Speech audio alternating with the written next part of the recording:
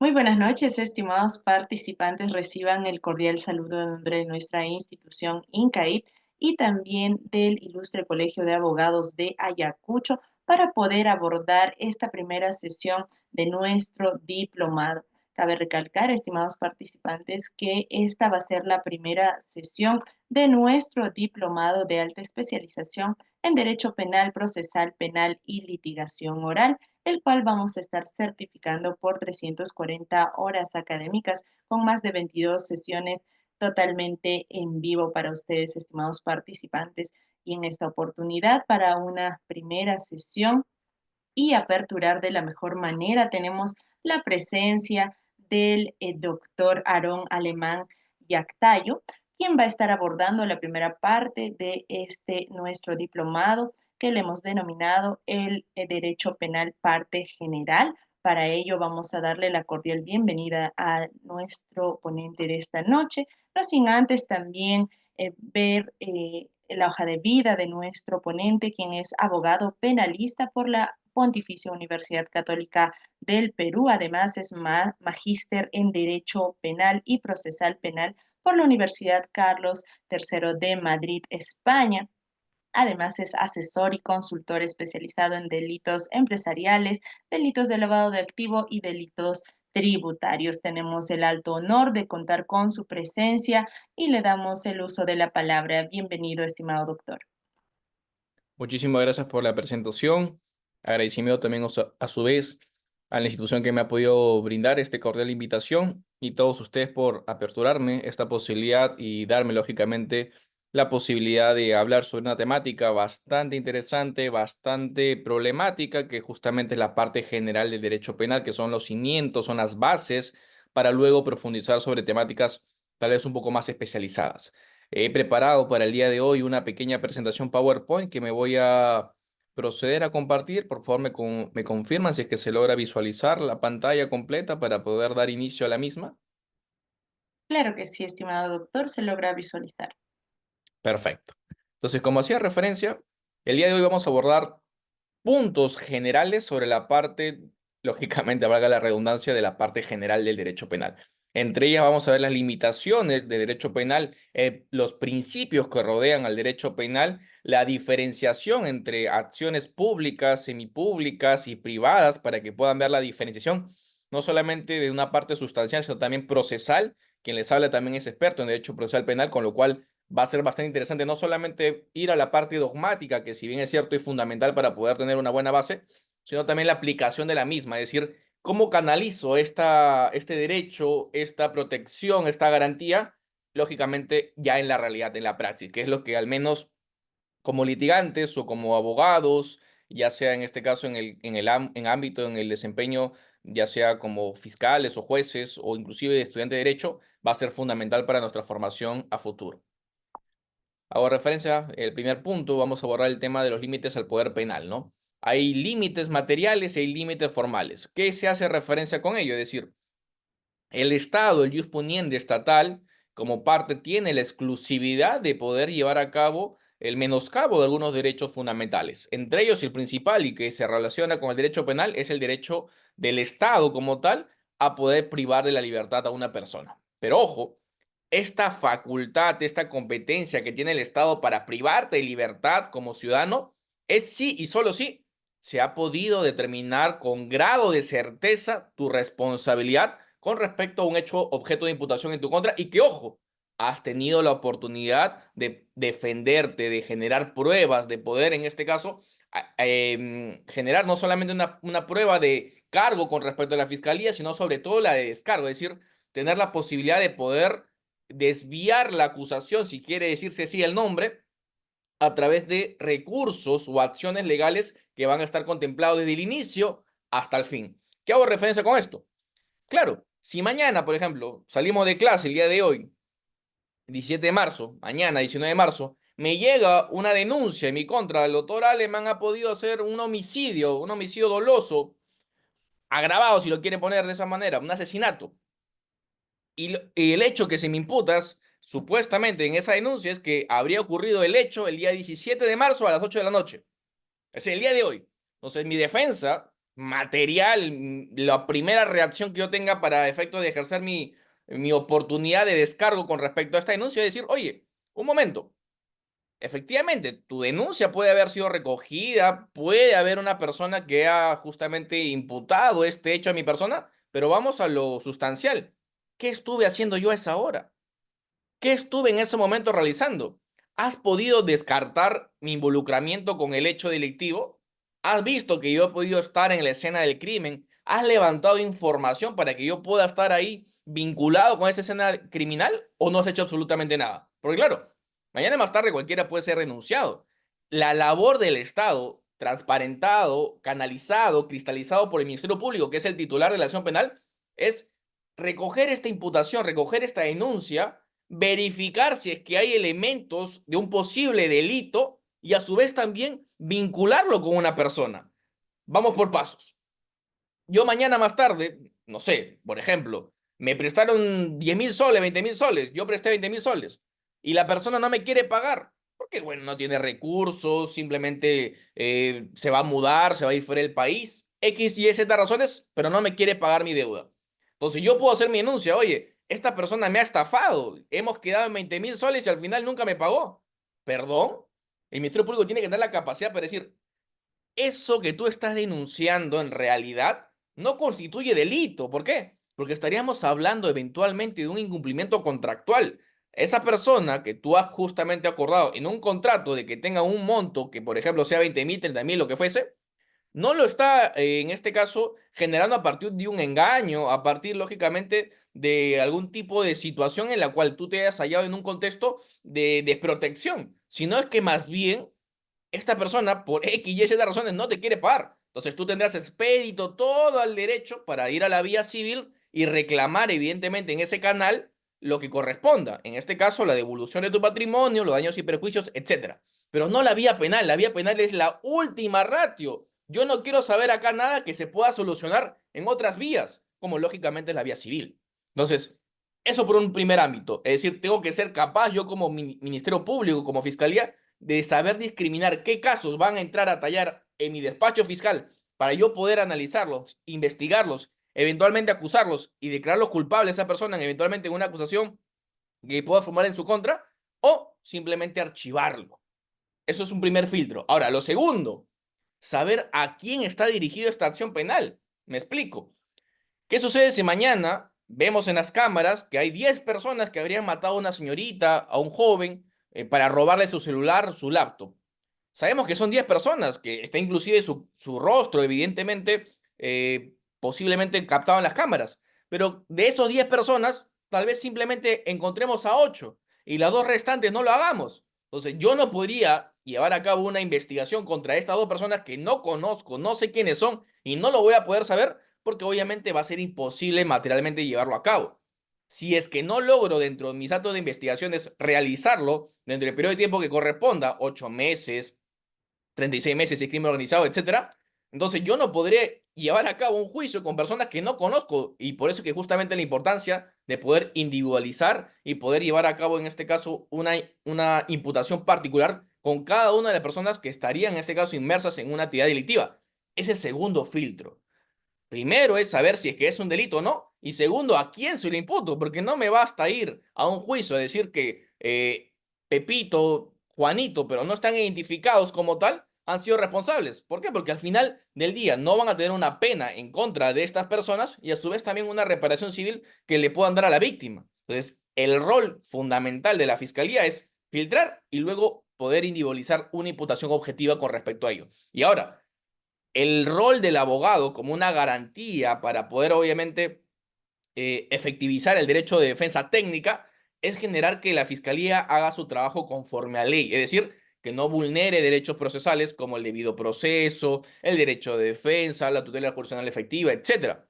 ¿Qué pasaría si la fiscalía me inicia una investigación, va adelante la investigación, pasan 5 o 6 años y nunca llega absolutamente nada a determinar quiénes son las personas responsables? No decide si va a llevar a cabo una formalización, no decide si va a llevar a cabo una acusación. Está en diligencias preliminares con un delito, por ejemplo, de fraude contra la administración de la persona jurídica. 6 años, 8 años. Oye, ¿el abogado qué hace ahí? Tiene dos opciones, ¿no? Si le conviene, dice, bueno, vamos a hacer un control de plazo porque ya se decidió la fiscalía. Es imposible que a la fecha, luego de 6, 8 años, no tenga una imputación objetiva contra mi patrocinado. Vamos a un control de plazo que el juez le obliga a forzar el cierre de su investigación y va a tener que resolver conforme a lo que tenga en su carpeta fiscal. Es una primera opción. La segunda es, bueno, si ya son 8 años, faltaría casi nada para que el caso prescriba. Entonces, ni tonto ni perezoso, me hago el muerto para que obviamente esta persona, le hace el fiscal, que no ha podido advertir que el caso está próximo a prescribir, lógicamente ya pueda conllevar a partir de esta negligencia, ojo, por parte de la fiscalía, para que pueda prescribir. Y el abogado de su oportunidad podrá colocar justamente una excepción para efectos de que pueda la judicatura declarar, lógicamente en este caso, eh, prescrita la acción penal y por tanto extinguida la acción penal en contra de la persona correspondiente. La tercera opción, ¿cuál es? Oye, ya pasó 8 años. Vamos adelante, vamos a ver si es que yo puedo generar algún tipo de elemento de descargo y sobre eso ya no tenga forma la fiscalía de poder, lógicamente, ir más allá con la investigación. ¿A qué hago referencia con esto? Si la fiscalía, por ejemplo, tiene 5 elementos de convicción dentro de toda su carpeta fiscal, dentro de estos 8 años de investigación, y tiene 4 que puedan ser de descargo, tiene que haber una ponderación. Ahora, muchas veces la fiscalía o el Ministerio Público, por un tema de falta de tiempo, excesiva carga procesal, eventualmente falta de capacitaciones, falta de personal, etcétera, no lleva a cabo su función como realmente corresponde, es decir, no se da el tiempo de analizar los elementos de convicción, los elementos de descargo, porque solamente se enfoca en imputar a la persona. Entonces el abogado defensor tiene que estar preocupado, lógicamente, de decirle, oye, fiscalía, por si acaso no te vayas a olvidar al momento de hacer tu análisis, si es que vas a continuar con la investigación o la vas a archivar, de tener en cuenta estos 4 elementos de convicción y el por qué. Porque obviamente son importantes para tu teoría del caso. Eso, por ejemplo, es una garantía, evidentemente, no solamente formal, sino inclusive sustancial. Y ahora, hay formas, hay mecanismos de poder exteriorizarlo al final del día. Si, por ejemplo, están afectando un derecho fundamental, el derecho a la debida notificación de una resolución, en este caso, una disposición fiscal. Si yo nunca he sido notificado de ninguna disposición fiscal ni ninguna providencia fiscal, lo que haya podido conllevar ese proceso evidentemente tendría que ser declarado nulo, porque nunca me dieron el derecho a poder yo defenderme. Es un límite, evidentemente, también a una garantía procesal. Yo no puedo ejercer una defensa si es que no tengo conocimiento de lo que dice la carpeta fiscal, porque obviamente nunca fui notificado como tal. Número uno. Dos, ¿qué sucede si es que yo he podido ejercer la defensa, no sé, supongamos 5 años, por un tema de lavado de activos? Me imputaron lavado de activos, yo me defendí férreamente por 5 años, pero oh sorpresa, al momento de hacer la acusación, se incorporan nuevos hechos justamente a este requerimiento acusatorio por parte del Ministerio Público. Yo como abogado me voy a quedar de brazos cruzados, voy a esperar a ir a juicio a defenderme con hechos que nunca tuve la oportunidad de defenderme, o por sentido contrario diré, oye, tú me estás sorprendiendo no solamente al abogado, sino también a la judicatura, porque de 5 años que hemos podido defendernos con los hechos que tú has hecho imputación en contra de las personas investigadas, estás añadiendo 5, 8, 10 hechos que obviamente nunca estuvieron contemplados. Con lo cual, ya lo dijo recientemente el Tribunal Constitucional, por una vulneración al principio de congruencia procesal, léase, la imputación recaída en la formalización de la investigación preparatoria y lo que está contemplado, lógicamente, en el requerimiento fiscal de acusación, hay una no congruencia o en ese caso un exceso de la correlación entre el primero y el segundo, todo lo que haya podido actuar la fiscalía en la etapa intermedia sería nulo y se tendría que retrotraer el proceso hasta la determinación de los que realmente tuvo la defensa, en este caso, la oportunidad de ejercer la defensa con los hechos objeto de imputación desde un inicio. Son las reglas de juego, por así decirlo, los límites procesales y las garantías penales son un escudo que tiene la persona investigada para poder defenderse sobre la espada que recae lógicamente en la actividad del Ministerio Público y en concreto de el fiscal responsable de la carpeta fiscal de un caso en concreto. Hasta acá creo que todo claro. Ahora, un principio elemental, básico, que ustedes tienen que llevárselo a casa y es inclusive el que le va a servir mucho para futuro, no solamente para un tema eminentemente litigioso como un proceso penal, sino eventualmente para una opinión jurídica, para artículos académicos. Es un principio que recae como el principal, en mi punto de vista, es justamente el principio de legalidad. ¿En qué consiste este? ¿En qué consiste en que yo tenga el derecho a poder conocer, evidentemente, de que una acción es sancionable en el aparato estatal y, lógicamente, las consecuencias de la misma. ¿Qué sucede, por ejemplo?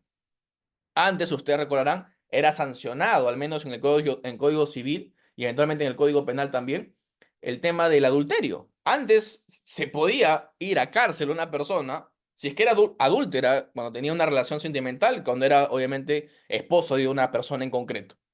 Eso, en ese momento, en ese periodo de tiempo, resultaba para el legislador penal correcto, adecuado, lo que fuese. ¿Qué sucedió? Evidentemente, por un tema de generar mayor espacio hacia actividades que no tengan ningún tipo de vinculación con la sanción de índole penal como tal, se decidió descartarlo, se decidió que no sea objeto de sanción. Ok, ¿qué sucede si mañana, por ejemplo, vuelve a entrar en vigencia esa normativa? Vuelve a entrar, lógicamente, en vigencia el delito de adulterio. ¿Podría yo, en este caso, ser sancionado por acciones que han cometido durante todo este lapso de tiempo antes de que entre en vigencia esta normativa? Usted mira, por supuesto que no, sería ilógico. Yo no podría responsabilizarme jamás por algo que yo nunca tuve conocimiento, evidentemente, de que era sancionable en nuestro ordenamiento jurídico penal vigente. Ahora, esto es lo más sencillo, por así decirlo, es un conflicto de tiempos en la norma. Pero, por ejemplo, vamos al grano. Si yo tengo un tipo penal, y no es claro, es ambiguo, da cuenta de muchas interpretaciones, podremos decir de que está acorde con el principio de legalidad, es decir, ese principio que se debe entender de manera cierta, clara, espesa, indubitable, de que cualquier persona pueda comprender su sentido y su consecuencia jurídica, ¿podrá ser lógicamente acorde con este principio? De mi punto de vista que no, porque la persona que está orientado a la política criminal y que se plasma en los tipos penales, no es un letrado, no es un abogado, no es un juez, no es un fiscal, es el ciudadano de a pie. Ese principio de legalidad es justamente el que tiene que respetarse para que la persona, cuando tenga que ser imputada por un delito, pueda tener la oportunidad de decir, oye, yo sí sabía y a su vez también podía comprenderlo, porque claro, el primero es más fácil, ¿no? La fiscalía te va a decir, bueno, por la norma general de que todos deben conocer las normas dentro de nuestro ordenamiento jurídico penal vigente, entonces tú te das por enterar si es que está publicado en el Código Penal. Por ahí no iría a la defensa, porque ya es un resultado que obviamente va de antemano a ser bastante débil tu defensa. Pero el segundo, que es el principal, aún así, habiendo leído este tipo penal, aún así yo dándome el tiempo de poder revisarlo, ¿hubiera sido capaz de poder comprenderlo? Es decir, estaba de manera clara, cierta, expresa todos los términos, el hecho base y a su vez también la consecuencia jurídica de ello. ¿Se podría comprender o no? Si es que la respuesta es no, entonces estaremos ante un principio de legalidad que ha sido infringido, ha sido quebrado y por consiguiente yo no podría ser lógicamente responsabilizado de esta acción criminal que se me está imputando. Es la fundamentación básica para que tú puedas alegar una absolución, un archivo definitivo en un caso en concreto. Vamos a la dogmática. Lo que genera justamente el aforismo que vamos a hacer lectura ahora, a continuación. Nullum crime, nula pena sino ley. El principio de legalidad limita el ejercicio de poder penal exclusivamente a las acciones u omisiones previstas en la ley como infracciones punibles. Nadie será procesado ni condenado por acto o omisión que al tiempo de cometerse no esté previamente calificado en la ley, expresa e inequívoca como infracción punible, ni sancionado con pena no prevista en la ley. Vamos a un ejemplo más gráfico para que ustedes lo logren comprender. Hace poco han existido dos cambios significativos en nuestro Código Penal con respecto a la pena suspendida, por ejemplo. Actualmente, le hace 17 de marzo, se ha hecho referencia o se podría hacer referencia que los delitos contra la administración pública en su vertiente, ya sea de colusión simple o colusión agravada, ya no pueden ser con una pena suspendida a la libertad. Tiene que ser necesariamente una pena efectiva. Eso no lo digo yo, ojo, eso lo dice la nueva normativa que justamente ha sido publicada hace unos días atrás. Ahora, ¿qué consecuencias tendría esto al momento de hacerse una investigación penal a futuro?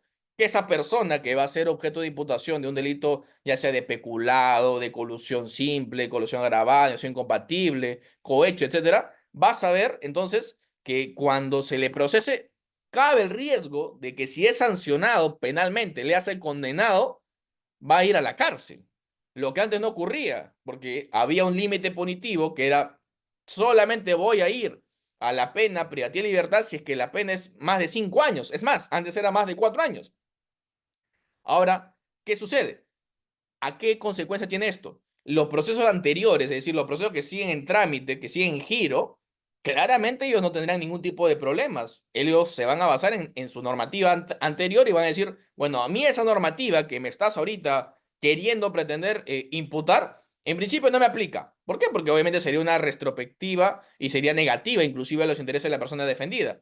Y lo segundo, esto es posterior al hecho criminal que yo he cometido. Por A o por B, salgo bien librado. Me voy a guiar únicamente de las normas anteriores a esta publicación, de esta emisión, y yo voy a ser, en este caso, beneficiado con una pena suspendida en la privación de libertad, así sea 4 años, 5 años. ¿Qué es lo que, por ejemplo, ocurrió y viene ocurriendo con un caso de un excongresista que justamente era de la familia Fujimori, ¿no? Lo segundo, en el futuro o en el presente, si una persona es imputada, como hacía referencia, de estos delitos, bueno, lamentablemente tendrá el riesgo latente de que podrá verse privada de libertad si al final del día es condenada.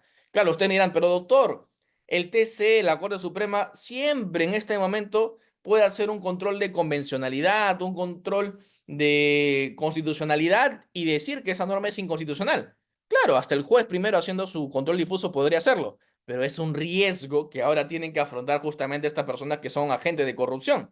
Ya no es como antes, que sí o sí la regla era, yo voy a llevar mi proceso en libertad, pero a su vez también, si es que eventualmente me condena, voy a estar libre, no voy a llevar a cabo mi pena en una cárcel o un centro penitenciario. Obviamente era más rentable, más jugoso para los agentes de corrupción seguir cometiendo corrupción. ¿Por qué? Porque la probabilidad de ocurrencia o de que te puedan detectar era ínfima, es un 10-20%. Y a su vez, lógicamente, en el peor supuesto, sabes que dos cosas, no ibas a cárcel y el segundo, no había forma de que te puedan quitar, lógicamente, el patrimonio que tú has adquirido de manera ilícita. Ahora, con esta normativa, ya tienen un factor más a tomarse en cuenta al momento de hacerse actos de corrupción, porque ya sí se puede ver la persona privada de libertad, porque ya no se va a suspender y eso lo dice expresamente, literalmente la normativa. Lo segundo, antes, por ejemplo, ustedes recordarán, en octubre del año pasado, existieron modificaciones respecto a la normativa de crimen organizado. Se han generado nuevos supuestos para que se pueda, lógicamente, materializar el delito de crimen organizado. ¿Y esto qué ha conllevado? De que a la fecha prácticamente nada sea crimen organizado. Esto es una problemática y lo estamos viendo lamentablemente reflejado en nuestra sociedad. El día de ayer, ustedes, sin ánimo obviamente de desviar la clase, han podido ver algunas consecuencias graves de lo que está haciendo el hecho de haber cambiado la regulación actual delito de crimen organizado. Ya no se puede aplicar en ese momento detenciones criminales judiciales, prisiones preventivas en su momento, porque ya nada es justamente crimen organizado. Entonces, esas problemáticas que se vienen afrontando tienen como consecuencia esos crímenes letales que hemos podido, por ejemplo, ver todos el día de ayer con un artista, lamentablemente, que ha podido perder su vida. Esto, ¿cómo se traduce también en el ámbito jurídico? Como les hacía referencia, si ya nada es crimen organizado, obviamente las personas que son parte del crimen organizado, bueno, se verán beneficiadas, se verán satisfechas porque ya no se les podría implicar ni ser tratadas como tal. Pero obviamente las personas que no lo puedan conllevar a este filtro, por ejemplo, ustedes recordarán lo que dicen la Sala Suprema, las salas superiores respecto a esta normativa, que es inconstitucional, que se debe aplicar un control de convencionalidad. Sí, claro, eso es cuando ya pasó el tiempo de investigación, pero en la flagrancia delictiva, en el momento en el cual la persona lógicamente puede ser detenida, habían las problemáticas. Este principio de legalidad, lamentablemente, como inclusive también lo hizo saber la Corte Suprema, es el filtro, el límite material que tiene el Estado para que lógicamente se pueda hacer respeto a las garantías penales de una persona que pueda ser objeto de investigación. Y esto se puede traducir en favor del Estado o también en este caso en desmedro del mismo. ¿De qué va a depender? De un legislador penal que sea correcto y sea idóneo y que pueda ser eficaz al momento de combatir el crimen. Porque si no, se le va a pasar lo mismo que está ocurriendo lamentablemente en nuestro país con el delito de crimen organizado. Esto obviamente es una garantía que, como hago referencia, es un límite material en principio en boga de los intereses y derechos de la persona investigada. Pero si es que lo pervertimos, si lamentablemente tergiversamos este sentido, podría generar un caldo de cultivo para la corrupción y la impunidad que se traduce mañana más tarde en la inseguridad ciudadana que estamos afrontando lamentablemente en nuestro país. Ahora, segundo, la prohibición del principio de analogía, ¿no? ¿Qué sucede? Ustedes recordarán que en otras materias del derecho sí se puede aplicar básicamente la analogía porque se entiende que es una premisa que es muy similar, por no decir la misma palabra que es análoga, respecto a otra, con lo cual tendría la misma consecuencia jurídica una y otra. Eso aplica en cualquier otra área del derecho, ojo, ¿ah? Derecho civil, derecho administrativo, eventualmente derecho laboral. Pero el derecho penal está prohibido hacer ello, porque esta interpretación, lógicamente, parte de la premisa de que el hecho objeto de imputación sería otro. Y como es otro, ya no puedo lógicamente ir en desmedro de los intereses de la persona investigada. Ya sería tergiversar la imputación, forzar, por no decir otra palabra, la imputación. Y esto, claro, ¿a quién lo perjudica? Al investigado. Con lo cual, un beneficio, una garantía que tiene el investigado es que si me quieren condenar, tendrán que hacer una imputación y solo sobre esa imputación tendrán que hacer una interpretación. Y sobre los elementos descriptivos y normativos de ese tipo penal. No podrán decir, vamos a cogernos de este, perdón, de este tipo penal, por ejemplo, del Perú, y vamos a asemejarlo con otro tipo penal de otro país, similar tal vez, pero que obviamente no es de recibo, es forzar la interpretación, forzar el tipo penal y obviamente esto en demero de la persona investigada, con lo cual esa interpretación es nula, no debería lógicamente aplicarse. Con ello no quiero decir, ojo, que dentro de los fundamentos de derecho, los fundamentos jurídicos de la sala, de la fiscalía, no se pueda recoger jurisprudencia internacional. Eso sería absurdo, obviamente que sí es válido. Lo que no se puede hacer es forzar el tipo penal. Si el tipo penal, por ejemplo, dice solamente las personas que tienen arma de fuego, por ejemplo, arma de fuego, serán sancionados con, no sé, 5 años de pena de libertad. Ok, armas de fuego. Yo no podría decir, oh, si es arma de fuego, también se podría entonces entender dentro de esa categoría, por ejemplo, a los cuchillos, porque también es un arma. Es un arma, no de fuego, sí, es un arma punzocortante, pero es un arma al final y al cabo. Ya, eso es una prohibición justamente de este principio de analogía. No se puede llevar a cabo esto porque estás forzando el tipo penal y por tanto es injusto a la persona que es investigada. No es lo mismo una y otra figura, como hago referencia, y por tanto se debe aplicar esto sí y solo sí, lógicamente, es en despropósito de la persona investigada. ¿Por qué? Porque en sentido contrario, es decir, si más bien dentro de esta interpretación le es favorable, le es más beneficioso al reo, podrá prácticamente aplicársele y lógicamente así verse beneficiado. ¿A qué hago referencia con esto? Por ejemplo, si es que existe una interpretación que le pueda ser favorable al reo, cualquiera sea esta, entonces, entre la duda, lógicamente, en esta interpretación para ser complementada a este tipo penal, tendrá que dársele esta prioridad al reo y con lo cual se deberá aplicar a su favor y por tanto, si es que corresponde absolvérsele, se le absolverá. Eso quiere decir este principio de prohibición en analogía. Vamos a ver un poco lo que dice la Constitución, lo que también dice el principio como tal, ¿no? A partir del principio de legalidad se constituye como una garantía de la Administración de Justicia la prohibición de la analogía. ¿Y qué consiste esta? No es permitida la analogía para calificar el hecho como delito o falta, definir un estado de peligrosidad o determinar la pena o medida de seguridad que le corresponde. Nos dirigimos al artículo 139, numeral 9, en este caso, del Código Penal. Y como les hacía alusión también, la prohibición de analogía solo alcanza la analogía in mala parte, es decir, perjudicial, mientras que en la analogía in bona parte es favorable o está permitida siempre y cuando tenga esta consecuencia, lógicamente, a favor del reo. Hasta acá estamos viendo tres, o mejor dicho, dos principios. El tercero y que se correlaciona, se integra a los demás ya antes señalados es el principio de irretroactividad, es decir, ninguna ley podría aplicársele a esta persona que está siendo procesada o imputada por un delito si es que le es perjudicial. Acá vamos a ver un caso bastante complejo, ¿no? En el año 2018, no voy a mencionar nombres para que no se puedan sentir aludidos, seguramente algunos congresistas, eventualmente candidatos a la presidencia, pero creo que va a ser bastante ejemplificador mencionarlo.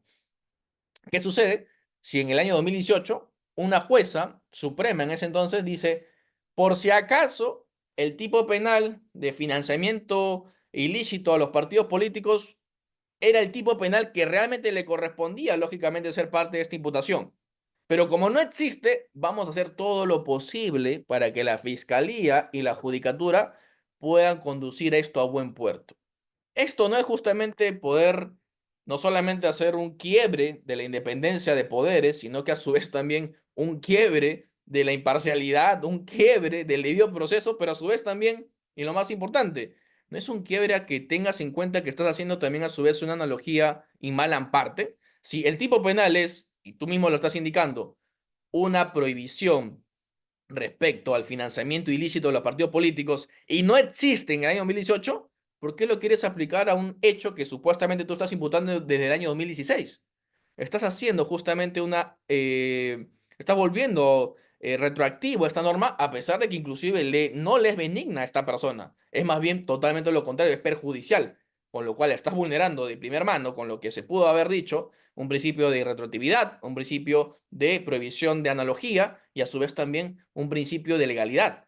Todos los tres principios que estamos estudiando en ese año 2018, una jueza suprema, como hago referencia, no voy a decir nombres, salió a decir los medios de comunicaciones lo que les acabo de indicar. Claramente, en ese momento, hubo una crítica generalizada, diría yo, porque esto en bien, o mejor dicho, más allá de ser beneficioso a la sociedad, en el hecho de decir voy a sancionar el delito tal, ya sea corrupción, ya sea lavado, ya sea lo que ustedes convengan, no puede ser a su vez justificación para vulnerar garantías procesales. Porque claro, así mañana más tarde será mucho más fácil decir, si acá hemos podido lograr esta condena, a pesar de que no era lógicamente viable, pero que tuvimos, por así decirlo, silenciosamente la complicidad de todos porque nadie saltó a hablar sobre ese tema, entonces mañana más tarde a una persona que no tenga esta misma exposición, esta misma publicidad, bueno, van a hacer lo que quieran con nosotros. Por eso que justamente hacemos referencia. Son principios que no se basan en una persona con un nombre propio, si ustedes lo quieren llamar así, sino más bien a todos nosotros que somos las personas potencialmente objeto de imputación por parte de la Fiscalía, como les hacía referencia al inicio. Cualquiera puede ser mañana más tarde denunciado. Y estas garantías son los logros, son los triunfos, son las luchas que se han podido alcanzar y que obviamente si las desperdiciamos, si es que no la valoramos, si no la reivindicamos en su oportunidad a través de una defensa activa, a través de poder hacer público algunas ciertas cuestiones que lógicamente se evidencian flagelos a las mismos, estamos siendo cómplices lamentablemente y cuando nos toque mañana más tarde ser víctimas de este tipo de vulneraciones, nos va a saltar esto en la cara y no nos va a gustar, ¿no? Entonces, estos principios lógicamente son importantes. ¿Y cómo hago referencia a esta retroactividad benigna, ¿no? En sentido opuesto de lo que le venía indicando? ¿Qué pasa si mañana más tarde, ¿no? Yo estaba, por ejemplo, sancionado, delito de corrupción de funcionario público, no sé, peculado. Supongamos, estoy sancionado 8 años y la pena, supongamos, es de 6 a 10 años, para solo poner un número. Y sale mañana un cambio legislativo que dice que ya la pena no es de 6 a 10 años, sino que la pena es de 1 a 3 años. Lo primero que voy a hacer yo como defensa técnica es, oye, a ese caso en el cual está en giro la investigación o está en giro, ya sea en juicio oral, en etapa intermedia, lo que fuese, voy a aplicar justamente esa normativa. ¿Por qué? Porque es su derecho. El legislador penal, bien o mal, por eso decía, para que haya una buena política criminal hay que tener una buena legislación y a partir de una buena legislación se puede hacer una investigación eficaz, eficiente, proporcionada, razonable, porque obviamente tiene un objetivo perseguirse o hacerse. Si tenemos un legislador que solamente se rinde hacia intereses particulares, obviamente no debemos esperar absolutamente nada. Pero bueno, volviendo al comentario. Si esta es la figura de que si baja la pena a 1 o 3 años, bueno, esa persona se verá beneficiada. La excepción a ello será que el juez que resuelva la causa diga, esta normativa a través de un control difuso es inconstitucional. ¿Por qué? Porque el Estado peruano ha suscrito tratados internacionales en materia de lucha contra la corrupción en el ámbito internacional y sobre esta base ha indicado que esta normativa, es decir, esta reducción de pena es injustificada, es irrazonable, no persigue sancionar lógicamente de manera efectiva la corrupción y por tanto para mí en este juzgado es inconstitucional a través del control difuso. Esa es la excepción. La regla es que el juez diga, bueno, a pesar de que no esté conforme, a pesar de que yo no tenga esta misma opinión, esta misma convicción de que la normativa debería cambiar o regular esta figura de ya sea de peculado, colusión, cohecho, lo que fuese, a menos años, lo cierto y real es que el principio de legalidad se debe aplicar. ¿Y cuál es este? Bueno, evidentemente que esta persona pueda ser sancionado con lo que establece la norma que es más favorable a este. Si antes era 7, 10 años la sanción y ahora bajó de 1 a 3, bueno, lo sanciono con un año, que justamente la pena básica, si es que se encuentra dentro del primer tercio, ¿no? Hasta acá creo que no hay problemáticas respecto a ello, salvo que alguien me quiera decir al respecto algo. Creo que he visto nombres que han podido escribir. No sé, a ver si es que alguien tiene una duda, una pregunta, si no para ir avanzando. Me comentan.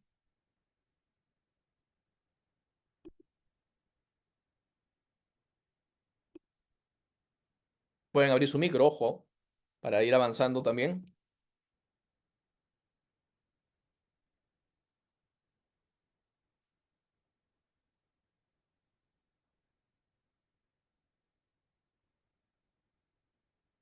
Bueno, entiendo, no hay preguntas, continúa en todo caso. El cuarto límite o principio que tiene justamente nuestro Código Penal, o en realidad nuestro ordenamiento jurídico penal vigente, Nila me dice, todo claro, doctor. Muchísimas gracias por tu respuesta.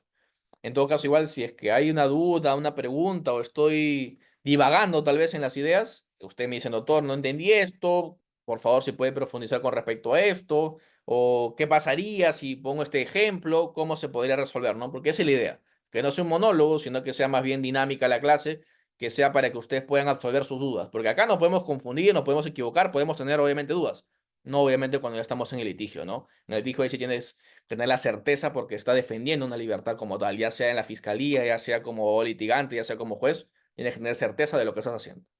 Entonces, continúo. El cuarto principio es el principio de necesidad mínima intervención, es decir, yo solamente puedo abocarme a esta causa si es solamente lo más importante y no, ojo, y no se puede sancionar en otra vía y no podría ser igualmente beneficiosa para los intereses del Estado. Ahora bien, ¿qué sucede, por ejemplo, para que ustedes puedan entender este principio de manera más fácil o más sencilla? Yo soy funcionario público, imaginemos, soy, no sé, pues, un especialista de causas, un especialista de un juzgado de causas, ok. Yo, bueno, estoy estudiando mi maestría, ¿no? Y en las tardes que me quedo, para efecto de continuar con mis labores, yo trabajo de 8 hasta las 5 tal vez, pero yo, bueno, en buena gente con la institución, me quedo de 5 hasta 10 a dobletear, por así decirlo, pero como parte de mi recompensa, una vez a la semana, imprimo una pequeña lectura, ¿no? De 20 hojas, 25 hojas para mi maestría, para profundizar, tener mayores conocimientos y aplicarlos luego al momento de hacer mis resoluciones, las proyecciones de las mismas. ¿Y qué sucede? Una persona, un colega, tal vez una persona que tiene algún tipo de rivalidad, algún tipo de venganza respecto a mí, dice, oye, esta persona todos los viernes se queda de 5 a 10 y justo antes de salir saca una lectura en esa impresora que tiene el juzgado. Vamos a hacer el seguimiento. Lo hace durante un año o lo hace durante 6 meses, si quieren ponerlo, una lectura cada semana. Sumemos, supongamos que la copia, no sé, pues, de esas 10 20 hojitas esté en 2 soles, supongamos. Lo multiplicamos por, no sé, pues un mes, son 4 por 2 8 ya. 8 soles al mes por 6, 48 soles, 50 soles, exagerando, 100 soles si quieren. 100 soles esa persona se ha gastado al momento de hacer sus copias, para hacer sus impresiones respectivas, para hacer la lectura de su maestría. Y eso a mí me parece que es un peculado porque se está apropiando de los fondos públicos y por tanto tiene que ser sancionado con la pena más drástica, con la pena más alta. Oye, ¿esto es válido? En realidad, una persona por hacer una impresión, una fotocopia de 50 100 soles, que ojo, inclusive lo hace para perfeccionar tal vez algunos proyectos que tiene parte de su labor, ¿será justificable, racionable, necesario que el derecho penal intervenga acá? Es decir, se puede justificar tener un proceso penal, que ojo, ustedes saben cuánto cuesta un proceso penal, más o menos, ¿no? Por lo menos un proceso penal para, léase, tener la oportunidad de que un fiscal esté abogado de la misma, para que un abogado defensor público, ya sea para que un juez de etapa intermedia, un juez de investigación preparatoria, un juez de juicio oral, un juez de segunda instancia, vea todo eso, en promedio, la última vez que lo hice, es entre 60.000 a 80.000 soles. Es decir, tú me estás diciendo que vamos a ir a un proceso penal con 60.000 soles que va a invertir el Estado, le hace todos nosotros como ciudadanos porque construimos justamente a partir de los pagos correspondientes al fisco, para que una persona sea sancionada porque consumió, porque gastó 50, 100 soles. Oye, ¿me estás hablando en serio? ¿No será mejor que, bueno, por último, se le pueda iniciar un proceso disciplinario, que le puedan dar una amonestación para que no lo vuelva a hacer? Eventualmente que pueda pagar lo que ha correspondido, esos 100 soles, si quieren 500 soles por una sanción pecuniaria. ¿Por qué tenemos que recurrir al derecho penal? ¿Se justifica esto? Y es más, le pongo un caso más, ya más gráfico inclusive. Esto que le acabo de contar pasó a una persona, no voy a decir el nombre por respeto, pero en lugar de ser 20 100 soles, en realidad era solamente por una hoja. Un sol. Un sol. Pero claro, esta persona que tenía fines políticos fue denunciada en su oportunidad por una persona que vio o percibió que estaba apropiándose, utilizando el patrimonio público como si fuera propio, que ojo, calce en el tipo penal, ¿ah? No estamos acá discutiendo que eso no atípico a la conducta, sino estamos viendo más allá, si es que realmente se justifica la intervención de derecho penal como última ratio o no. Y lo que dijo la Suprema, ojo, la Suprema, es decir, han pasado 6 años, si me equivoco en ese caso en concreto casi pasaron 7 años, para que recién la Suprema nos diga, bueno, pues no vamos a hacernos tampoco acá de la vista gorda, que este hecho efectivamente es irregular, no es apropiado, pero el canal oficial no debe ser la vía penal. La vía penal, como hago referencia por el principio de fragmentaridad, por el principio de última ratio, no debe interesarse en esos casos que son absurdos. No solamente por un tema de análisis costo-beneficio, sino que también a su vez por un tema de necesidad de que esa persona en concreto, lógicamente, sea sancionada. A esa persona, supongamos que va a la cárcel, ¿qué creen que esa persona va a tener una cierta posibilidad de rehabilitarse, reeducarse, de resocializarse? Oye, si esa persona más bien va a generar un rencor, creo yo, fundado contra el Estado, porque va a decir, oye, por haber sacado un sol de una impresión, porque no quise dejar las instalaciones, porque eso sí podría significar algún tipo de reproche o sanción, porque obviamente estoy dejando injustificadamente mi labor y estoy más bien utilizando ese tiempo y con un sol en esa impresora o esa impresión, eh, me van a sancionar por 4 o 5, me van a inhabilitar inclusive por unos 4 o 5 años igualmente. Creo que es muy desproporcionada y por tanto injustificable. Esto, en buena hora, como les hago referencia, ya se resolvió hace varios años atrás en la Suprema, pero tuvieron que pasar varios años. Entonces, ¿a qué llego con esta reflexión? Que a veces es absurda la actividad que hacen tanto la Fiscalía como los jueces de primera, segunda instancia, porque no toman en cuenta estos principios. Ojo, los principios, inclusive lo dice el Código Penal, el Código Procesal Penal, son al final del día lo más importante. Es decir, toda interpretación que tiene que tener el juez al momento de resolver la causa o el fiscal tiene que estar siempre inmerso dentro de los principios que rodean el derecho penal o el derecho procesal penal. Es decir, toda interpretación siempre tiene que volver a estos principios. Y si no pasa estos filtros, obviamente no debería existir un gasto de la Administración de Justicia en una persecución absurda, ¿no? Hay mayores preocupaciones, mayores intereses que tiene que hacer el Estado y que obviamente no corresponden o no se amerituan el hecho de perseguir a una persona por un sol, al menos en este tipo penal. Ojo, distinto es el delito de cohecho, ¿ah? Distinto, y acá tiene que ver mucho el bien jurídico protegido, porque el bien jurídico protegido del cohecho es la gratuidad de la función pública. En cambio, el delito de peculado es más bien no solamente correcto funcionamiento de la administración pública, sino el patrimonio del Estado como tal. Entonces, si el patrimonio es lo que le importa a este tipo penal, claro, pues ahí sí va a ser afectado el mismo si es que estamos hablando de 1.000 soles, 1.500, 5.000, 10.000, 20.000, lo que fuese, eventualmente, pero no por un sol, pues, no por 10 soles, no por 50 soles. Y yo he visto lamentablemente un caso que ocurrió en Ayacucho, justamente, en el que a una persona se le está imputando un delito de peculado por apropiación por 20 soles. Obviamente ese caso lo logramos archivar, pero fue una lucha que, en mi punto de vista, fue innecesaria hacerse desde un principio. Y esto pasó por un tema de que no hubo un buen control por la fiscalía, no hubo un buen control por parte del juzgado de investigación preparatoria, y recién en etapa intermedia se cae el caso.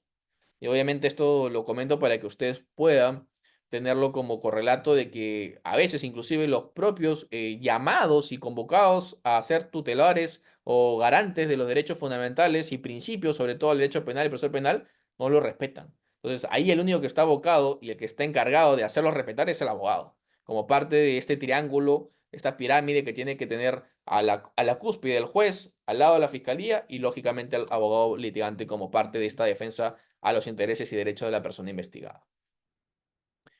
Me dice Yamil Villarroel Enrique, me dice, doctor, ¿eso tiene que ver con el principio de última ratio? Sí, efectivamente, y son correlativos, en el sentido de que el de fragmentaridad, el de última ratio, el principio de necesidad o mínima intervención, en realidad se traducen en lo mismo, es que el Estado no genere una pérdida de su interés, que es justamente combatir el crimen, cuando no hay una correspondencia en la justificación de este castigo, esta sanción o esta pena que va a recibir la persona en concreto. Supongamos un ejemplo más sencillo. ¿Qué pasaría si yo, en este caso, estoy manejando, no estoy manejando mi carro, mi vehículo, me voy a casar, justamente en el día de mi matrimonio, ¿no? Y yo obviamente ese día, lamentablemente, no puse bien los frenos, no puse bien, no llevé a cabo el mantenimiento correspondiente porque justamente estaba apurado, me iba a casar con mi esposa, el amor de mi vida, y lamentablemente ese día, por no haber hecho esto, no funcionan los frenos y me voy hacia un barranco, lamentablemente mi esposa en ese momento fallece.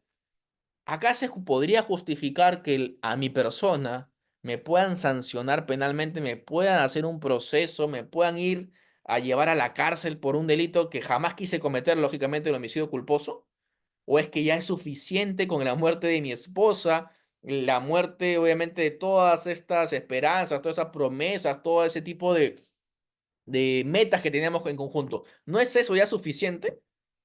A esto, por ejemplo, tendrían que preguntarse los fiscales.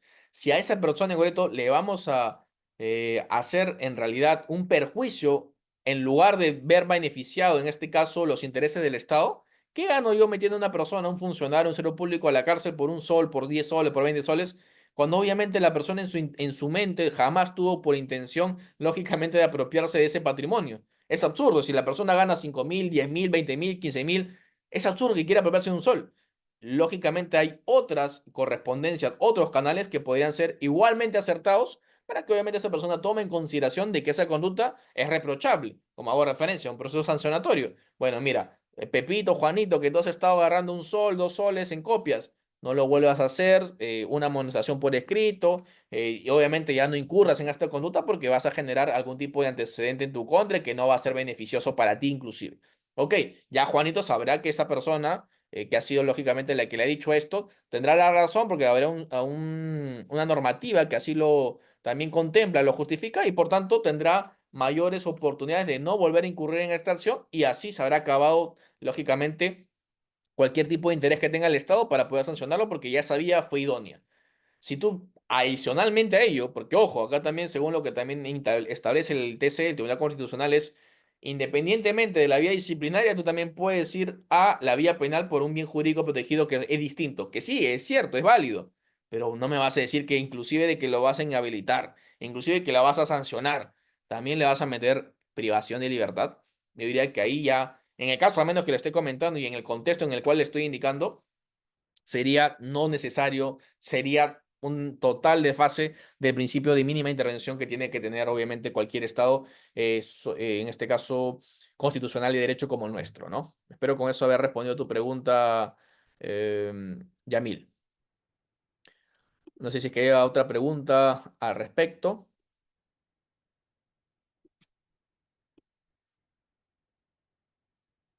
Dice, doctor, cuando denuncian por apropiación ilícita porque el enunciado retiene la garantía del alquiler de un inmueble, se remite a la vía extrapenal por mínima intervención de derecho penal. Acá buena pregunta, ojo, buena pregunta, porque claro, igualmente, en el mismo sentido, ¿no? Si acá hay un título que bien es cierto, puede ser objeto de evolución, ¿no? Como es la garantía de una hipoteca o eventualmente una garantía de un bien que está siendo arrendado, y puede calzar, ojo, en el tipo penal, ¿ah? Calza, porque ahí indican, ¿no? El sujeto activo será aquel que, a pesar de que tiene conocimiento de devolución de algún tipo de dinero, patrimonio, título, valor, lo que fuese, no lo hace, estará en curso, lógicamente, en este tipo penal de apropiación ilícita. Válido, ingrese en ese tipo penal. Pero claro, si el monto es 1.000 soles, si el monto es 500 soles, volvemos a lo mismo. ¿Será acorde al principio de mínima intervención? ¿Será acorde al principio de subsidiariedad? ¿Será acorde a la última ratio? Yo diría que absolutamente no. Pero ya ahí va a depender mucho de los filtros que tiene que tener en este caso el Ministerio Público. Esto la defensa técnica de la parte de gravedad jamás lo va a decir, por supuesto, va a decir, no, que esta persona tiene que pagarme la pena, tiene que pagarme el monto que ha en este caso lógicamente afectado, sean 2.000 soles, 1.500 soles, y a su vez la reparación civil de 100.000 soles.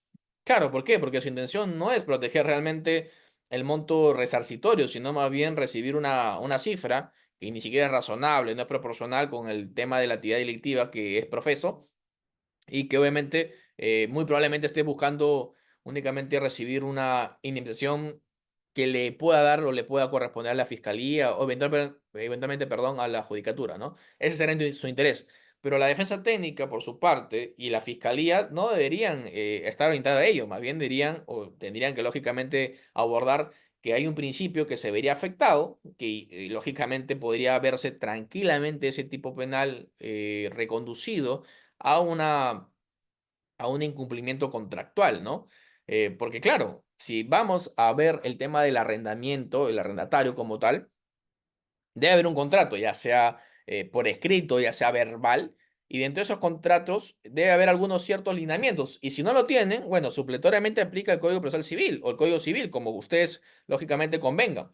Y sobre esa base yo tendría algunas reglas de juego. Y claro, si yo no devuelvo, en este caso, la garantía de este contrato de arrendamiento, habrá una forma de que yo pueda lógicamente hacerlo valer. ¿Tendré algún tipo de acción? ¿Y cuál es la vía correcta? De mi punto de vista, la vía civil, porque estaríamos hablando en un franco contexto de incumplimiento contractual. Distinto fuese que esta persona, lógicamente, haya colocado, no sé, pues, un valor por algún tipo de concepto de depósito. Me explico.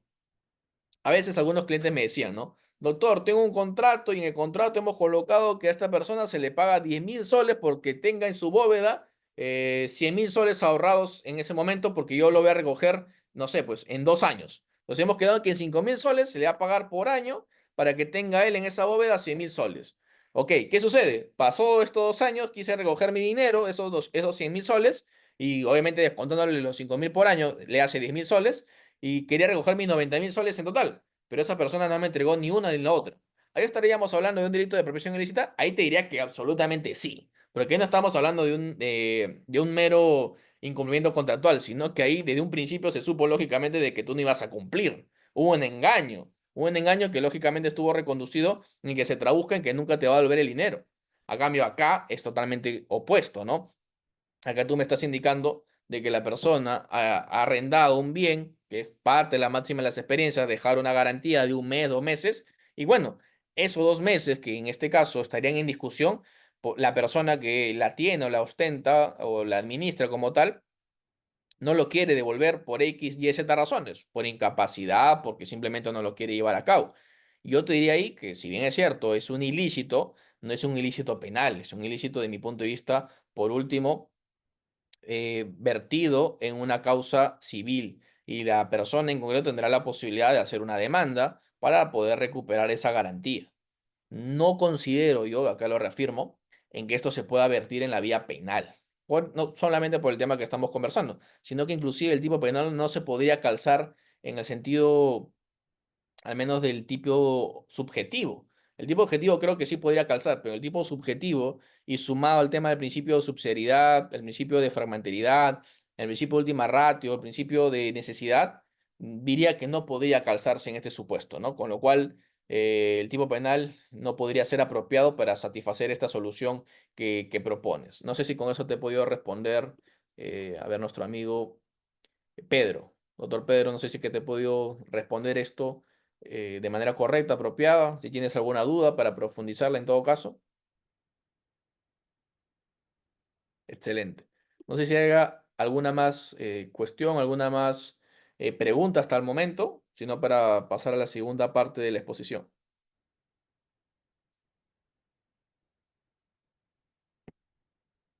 Bueno, creo que todo claro. Acá es el que les está indicando, ¿no? El principio de subsidiariedad, el principio de fragmentariedad, que de mi punto de vista, en realidad son muy similares, por no decir análogos, ¿no? El principio de mínima intervención, el principio de subsidiariedad, el principio de fragmentariedad, en realidad son en bloque, que al final tienen una sola proposición, que es que el derecho no castiga todas las conductas lesivas de bienes jurídicos, sino que las que revisten mayor entidad. Es decir, solo recurro al derecho penal porque, claro, estoy siendo consciente de que a pesar de que otras figuras puedan lógicamente también ser sancionables, no me es rentable, no me es beneficioso por un tema de fines de la pena inclusive llevar a cabo un proceso adelante. Yo traduzco este tema no solamente en un tema de afectación al bien jurídico protegido, sino que a su vez también, por ejemplo, tengamos algún tipo de afectación económica al patrimonio público, porque como les hacía alusión, el llevar a cabo un proceso penal adelante en la primera y segunda instancia suma algún tipo significativo de patrimonio público, con lo cual deberíamos como Estado, como Fiscalía, ser conscientes de ello y solo sancionar, como os hacía referencia, a los bienes jurídicos protegidos más graves que hayan podido ser objeto de afectación. Y acá viene el comentario que les hacía también mención hace unos instantes. ¿Por qué sancionamos en todo caso a las personas que son, a los policías, a los efectivos policiales que cometen las denominadas coimas, ¿no? Los mordiscos, como le hacen llamar en las lecturas de esta temática? ¿Por qué a ellos sí les puedo condenar a cohecho de la actividad de efectivos policiales, supongamos a 6 años, 8 años, a pesar de que el monto sea de 10 soles, 5 soles, 20 soles? ¿Y por qué a los delitos de peculado no siguen esta lógica? Acá les voy a dar dos opiniones. Una, estrictamente jurídica, en el sentido de objetividad, dogmática, que es la que al menos yo respeto y amparo, y es la siguiente, ¿no? En el delito de peculado, que el bien jurídico protegido es patrimonio, ahí sí podríamos hacer algún tipo de discusión, algún tipo de análisis, algún tipo de interpretación de cuánto es el monto a tener en cuenta de que se habría afectado esta posibilidad del Estado, lógicamente, en su patrimonio. Pongamos precios, ¿no? 100 soles, 1000 soles, 2000 soles, pero podemos discutirlo, porque obviamente debajo de ello no podríamos hacer referencia de que el Estado se ha visto afectado en su patrimonio, porque sería minúsculo, sería reducido, sería no acorde a la necesidad del Estado de poder seguir tramitando esa causa por, lógicamente, un desmedro en sus intereses. Ok. Pero ojo, ojo, esto no quiere decir o no quiere que se interpreta en que yo sigo, por ejemplo, alguna cierta estrategia de defensa que en su momento se planteó y que también actualmente se viene planteando con respecto al delito de peculado en el siguiente sentido, ¿no? Antes, una persona que ya falleció tuvo un abogado, no voy a decir nombres por respeto, que estuvo acusada de un delito de peculado por unos cuantos millones en unos helicópteros que habría justamente apropiado esta persona, ¿no? ¿Y cuál era la defensa de la persona en cuestión? A través de su abogado, por supuesto. Decía, ¿el monto cuánto es? $1,500,000. Ok, señor juez, acá tiene $1,500,000. Acá no ha visto perjuicio, por tanto, al Estado, con lo cual ya ustedes van satisfechos en su casa, se acabó el juicio, se acabó todo, es atípica la conducta. Falso. Ya la Suprema ha dicho claramente de que más bien inclusive la entrega del dinero que supuestamente habría sido objeto de apropiación es el reconocimiento de la conducta delictiva, pero a su vez también es lógicamente posterior a la etapa consumativa del tipo penal. ¿Por qué? Porque ya la apropiación del delito de peculado se consuma cuando el bien, le hace el patrimonio público, pasa de esa esfera pública a la esfera privada. Ahí ya se consumó el delito.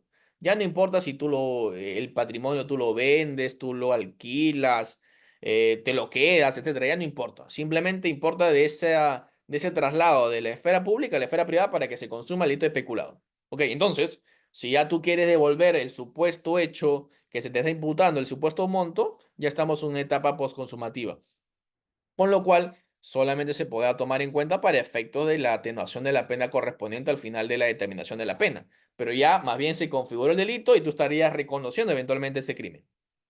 Yo no voy por ahí, en el sentido de, yo no estoy indicándoles en la clase el día de hoy, al menos no es mi interés, el decir que estos delitos se podrían resolver con una devolución del patrimonio. No. no funciona de esa forma, porque obviamente ahí ya no aplicaría ni un principio detrás, ni tampoco claramente una justificación a este tipo de situaciones. ¿Por qué? Porque claro, si vamos más allá, si vamos a reconocer esto, es decir, si la persona va a ser absuelto porque devuelve el supuesto hecho objeto de imputación, bueno, entonces vamos a ver mañana más tarde que todos los funcionarios y servidores públicos se apropian de todo. ¿Por qué? Porque van a ser plenamente conscientes de que de cada 10 veces que lo hagan, solamente una vez lo van a poder detectar si es que lo detectan. Y lógicamente van a verse más ancha su billetera, su patrimonio, y que obviamente esa no es la idea, ¿no? En el sentido de una sociedad, como hacía referencia constitucional, de derecho como la nuestra.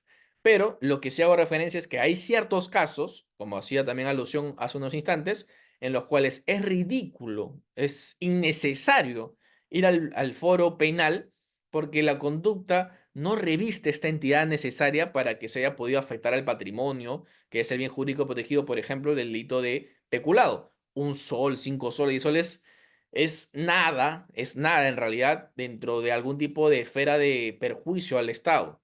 Más va a salir afectado el Estado si es que sigue el proceso penal adelante. Esto, como nuevamente insisto, no quiere decir que la persona no sea sancionada. Puede ser sancionada en la vía disciplinaria, que es la vía idónea a mi punto de vista. Pero en la vía penal ya tengo mi opinión al respecto. Creo que sería imposible jurídicamente sostener ello y creo que así también la jurisprudencia y la doctrina lo viene desarrollando de manera pacífica. Pero ojo, esto peculado. Vamos al cohecho en la actividad de la función policial. Porque ahí sí podría estar justificado de que la persona vaya a cárcel por recibir un sol, 2 soles, 10 soles, inclusive nada, por dos motivos. Uno, porque este tipo penal, como le hacía referencia, el bien jurídico protegido es la gratuidad de la función pública, traducida obviamente a la actividad policial en este caso en concreto. ¿Esto qué quiere decir? Lo que haga el efectivo policial, lo que haga este funcionario público, a todos no debe salir gratuitamente. ¿Por qué? Porque ya se le paga a esta persona justamente un salario mensual. Ya hay tasas que nosotros pagamos, lógicamente, y que por tanto no podría verse esta persona beneficiada con algo más. ¿Y por qué? Esto también tiene una explicación desde el análisis de la prevención y control de la corrupción. ¿Qué sucede si vamos a aceptar lo contrario, ¿no? Supongamos, oye, sí, está bien que le pongamos al precio al policía, ¿no? Tarifario inclusive, 20 soles por una multa leve, 100 soles por una multa mediana, 1000 soles por una grave. ¿Qué sucedería esto más adelante? Bueno, en principio, si aceptamos esto, las personas que puedan pagarlo, excelente, ¿no? Porque las personas que puedan pagarlo tendrán todo el beneficio, lógicamente, que corresponda para que pueda declararse impune sus actividades delictivas, ¿no? Porque obviamente va a pagar la coima, por así decirlo. Pero supongamos que la otra persona, la persona que lógicamente no tiene recursos, va a verse afectada. No solamente económicamente, sino que inclusive en su legajo, eventualmente en sus participaciones, lógicamente como parte de los sujetos que tienen algún tipo de automóvil. Si, por ejemplo, es un cobrador de combi o un chofer de combi, ya no podrá tener su brevete, no podrá tener su licencia, no podrá trabajar.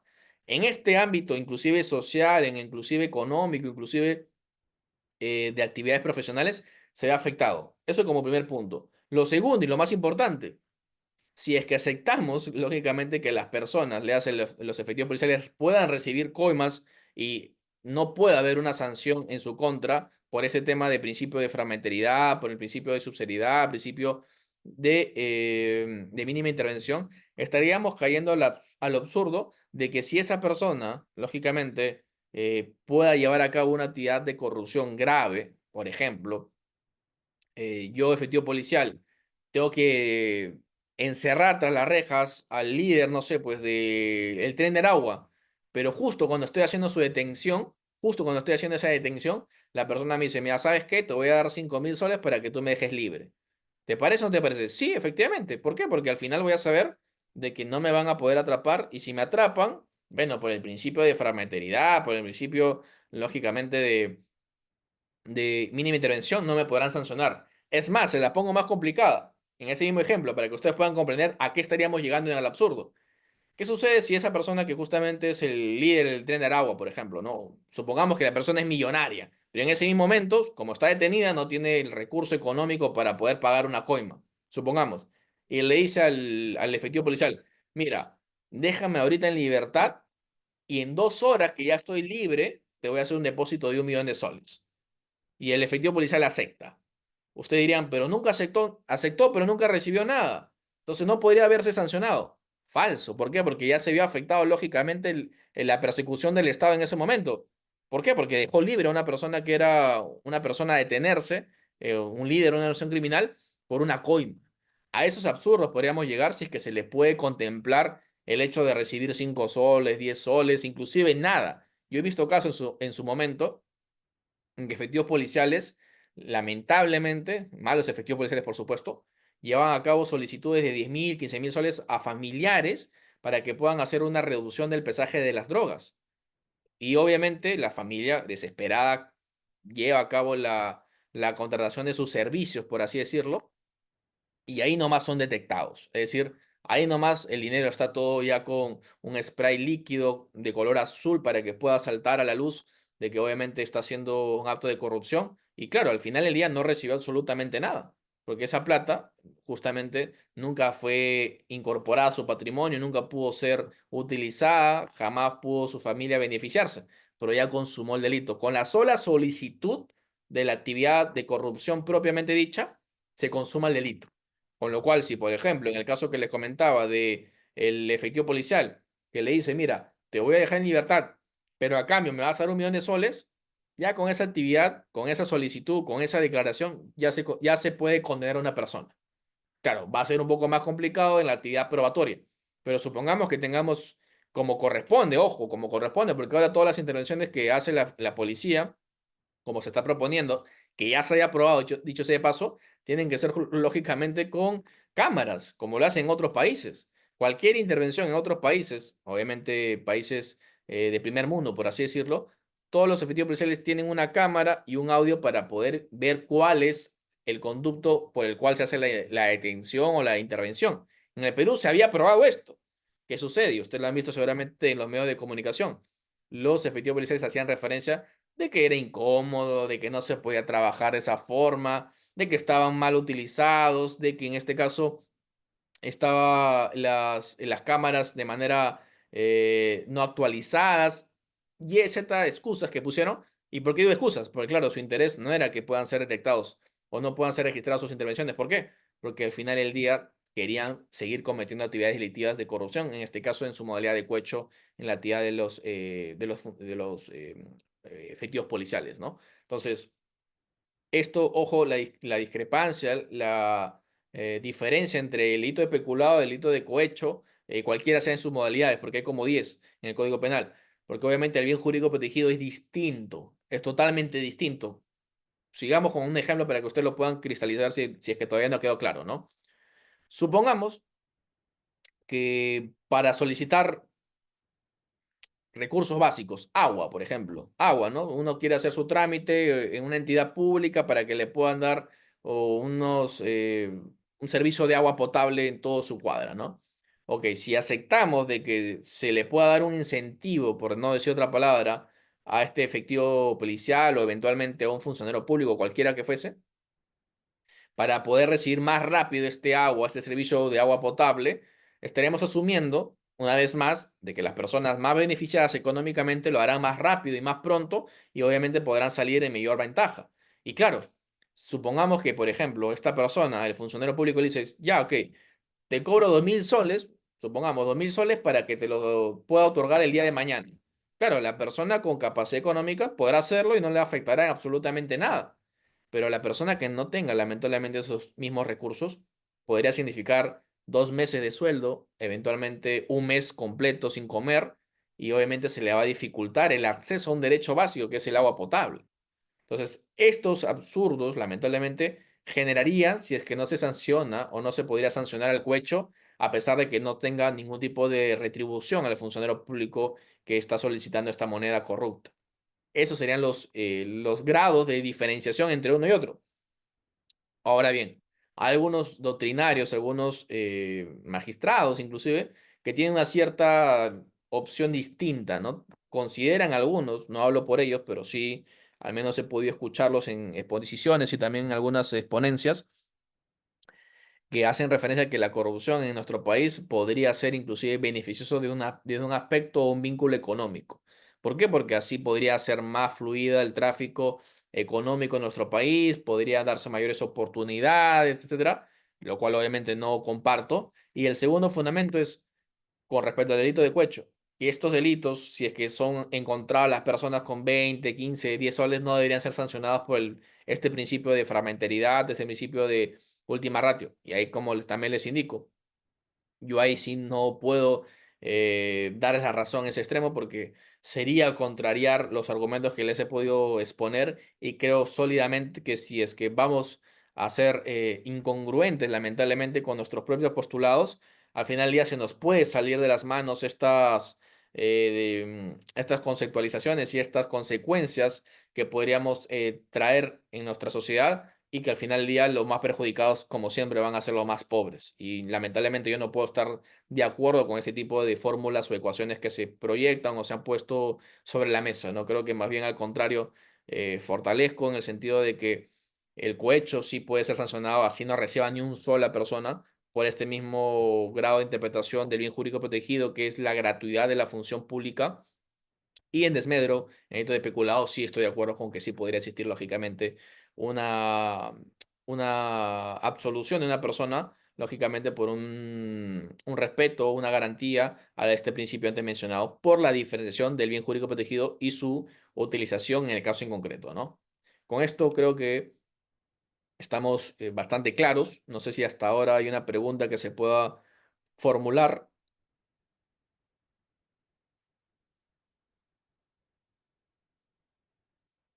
una pregunta que alguien quiera formular sobre uno de los principios que hemos podido abordar hasta la fecha.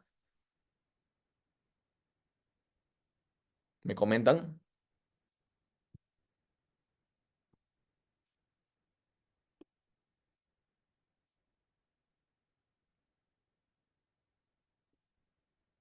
Bueno, entiendo que todo claro.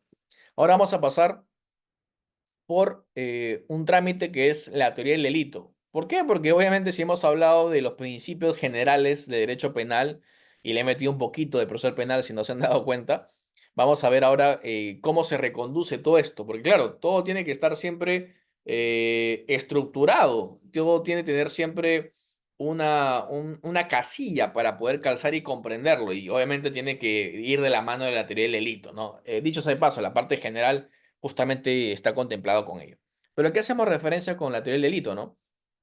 La teoría del delito es un comportamiento que va a estar involucrado ciertas acciones que van a ponerse al descubierto y que van a ser analizadas desde, yo diría, cinco factores a tomarse en cuenta. Primero, la acción como tal.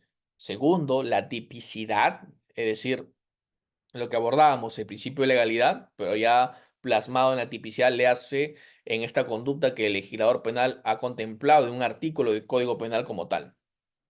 La tercera, la antijuricidad, es decir, si es que hay un comportamiento que no se ajuste a nuestra normativa, a nuestras leyes, y que obviamente no tengan ningún tipo de causa de justificación de por medio. La cuarta, la culpabilidad, esto es comprendido como el supuesto en el que la persona comprende, evidentemente, y es consciente de su accionar.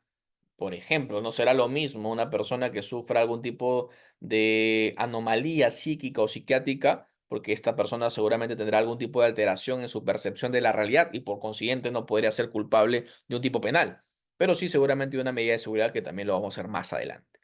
Y la punibilidad, en el sentido de que hay ciertas conductas típicas que pueden ser antijurídicas, culpables, y el accionar como tal, pero que el Estado ha considerado por bien, por ciertos criterios de política criminal, no sancionarlos. Por ejemplo, ¿qué sucede si es que yo, para reducir impuestos, por ejemplo, a través de una empresa, he hecho algún tipo de documentos fraudulentos, he fraguado al fisco para reducirlo, pues no quiero pagar 100.000 al año, quiero pagar, no sé, pues 10 soles o 1.000 soles, ok. He hecho la creación de documentos falsos, he hecho la adulteración de documentos, firmas, etcétera. He hecho todo mal, ok. Y bueno, el fisco le hace la SUNAT me encuentra, ¿no? Con las manos en la masa, encuentra todos los documentos que yo he podido falsificar, adulterar, he podido fraguar y que los he incorporado lógicamente en esta declaración jurada anual para poder hacer la reducción de mis impuestos como tal, ¿no? Me he visto beneficiado, antes pagaba 100.000, ahora pago 1.000, me he visto en 99.000 soles, beneficiado año tras año. Ok, me dice la SUNAT, mira, ¿sabes qué? Yo he detectado esto. Tú te has visto beneficiado 2 años, para hacerlo más sencillo, en esta actividad y esto es un delito tributario. Ok, hasta ahí creo que todos podríamos comprender que la acción es típica, es antijurídica, es culpable, pero acá viene el análisis. ¿Por qué podría dejar de ser punible? Porque hay una figura que se llama la regularización tributaria, evidentemente, que puede llevarle a cabo a esta persona que ha sido detectada para efectos de pagar lo que le debe al Estado, al fisco en concreto, más los intereses que le puedan convenir y también a su vez la multa. Si yo pago esto en global, ya sea en parte, fraccionado, pero me comprometo y lo logro pagar al final del día, ya el Estado no me puede sancionar por este delito. Repito, yo he cometido el delito, ojo, y he hecho mi accionar, este accionar es tipificado, es antijurídico, no tengo nada que me pueda avalar, es culpable porque soy consciente y hecho de manera voluntaria, lógicamente, este accionar, pero no va a ser punible si es que yo logro pagar, lógicamente, toda la deuda que he asumido con el fisco, más los intereses y la multa. Ahora, la normativa me dice, tiene que ser libre y voluntaria. Y ahí siempre ha habido una interpretación que, bueno, la fiscalía, para su punto de vista, dice, y acá se los comento, ¿no? Este libre voluntaria no puede ser en todo caso si es que ya el fisco te ha detectado este movimiento irregular. Y acá lo que dice la defensa. Oye, entonces, ¿cómo yo me voy a enterar o cómo yo me puedo dar por notificado de que el fisco se ha visto afectado? Yo como persona que se viene beneficiándose de esta actividad, podría tener la oportunidad entonces de poder regularizar mi situación. Si el fisco nunca me ha notificado absolutamente nada. Sería absurdo más bien seguir esta interpretación de libre voluntaria, entiéndase como que ya el fisco no me ha podido detectar. No. Por eso la interpretación correcta es siempre y cuando el fisco no emita un informe de indicios de delito tributario. ¿Por qué? Porque claro, la idea ahí es que tú puedas asegurar el resultado y decirle, momento, al fisco, ¿no? Negociar, si se puede decir la palabra, ¿no? Porque inclusive es voluntario y también es posible. Antes de que tú emitas tu informe, dame la posibilidad a mí de poder pagarte todo lo que yo te debo. ¿Por qué? Porque al final en tu informe tú vas a indicar de que tengo 0 soles de deuda, 0 soles de multa, 0 soles de intereses. He pagado absolutamente todo. Con lo cual, si tú colocases de manera errónea, porque igualmente el fisco puede hacer lo que desee, pero de manera errónea, de manera al menos siendo académica y a su vez también de manera objetiva, colocases de manera errónea, una vez más repito, que es un indicio de delito tributario, yo como abogado de esa persona que lógicamente ha sido el imputado de un delito tributario, te diré con toda la razón a la fiscalía y a la judicatura que eso es imposible, porque yo ya pagué, no hay afectación lógicamente al fisco, ya la accionar como tal ha sido pagado libre y voluntaria. Y acá es la interpretación que les quería decir. ¿Cómo entonces yo interpreto libre y voluntaria? Porque justamente yo tengo la capacidad última de decidir si es que pago o no. A mí nadie me está apuntando con una arma en la cabeza para pagar el fisco. Yo decido, dentro de mi análisis, dentro de mi raciocinio, que el pagar en ese momento me es más beneficioso, porque obviamente así tendré la oportunidad de no ser sancionado penalmente. Pero al final, yo decido libre y voluntariamente. Tanto es así que es libre y voluntario de que hasta el último pago que no haga yo, tendré la posibilidad de ser sometido a un proceso penal. Es decir, si yo fragmento este pago, si por ejemplo es 1.000.000 de soles, y le digo, mira, dame 5 meses, por favor, cada mes te voy a pagar 1.000.000, ¿no? 1.000.000, 1.000.000, 1.000.000. Si yo no pago el último millón, estaré incurso en este delito y me podré ir a la cárcel por este delito. Entonces, es tan libre voluntario que yo me podré endeudar, me podré prestar dinero por donde sea, para con tal de juntar todo el dinero y pagarlo integralmente. ¿Por qué? Porque mi intención obviamente es que yo pueda ser desvinculado de cualquier tipo de escenario delictivo. Y por eso también es justo que si yo cumplo con este requisito de haberme endeudado con los intereses, multas, lo que fuese, luego la fiscalía no me pueda iniciar un proceso penal.